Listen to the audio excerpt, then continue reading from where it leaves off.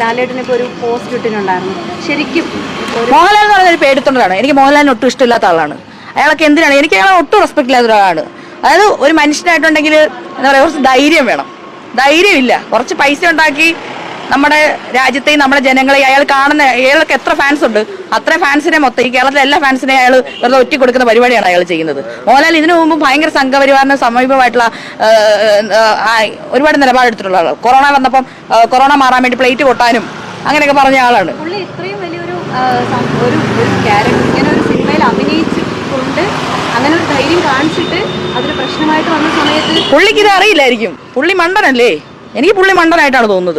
പുള്ളി ഈ മറ്റേ ഹേമ കമ്മീഷനൊക്കെ വന്നപ്പം അതിന്റെ വന്നിട്ട് എന്താ പറഞ്ഞത്, അയ്യോ എന്നെ ഒന്നും ചെയ്യല്ലേ, എന്നെ ഒന്നും ചെയ്യല്ലേ. അത് അത്രയും സീരിയസ് ആയിട്ടുള്ള ഒരു വിഷയം. തൊഴിലിടത്ത് നടക്കുന്ന അത്രയും അനീതിക്കെതിരെ കുറെ ആൾക്കാർ വന്ന് സമരം ചെയ്ത് അതൊരു വലിയ റിപ്പോർട്ട് ചെയ്ത് വന്നപ്പോൾ അതിന്റെ പറയണം അയ്യോ എന്നെ ഒന്നും ചെയ്യല്ലേ. അത് പുള്ളി അതിനെ പേഴ്സണൽ അറ്റാക്കും അങ്ങനത്തെ, പുള്ളിക്ക് വിവരമില്ല.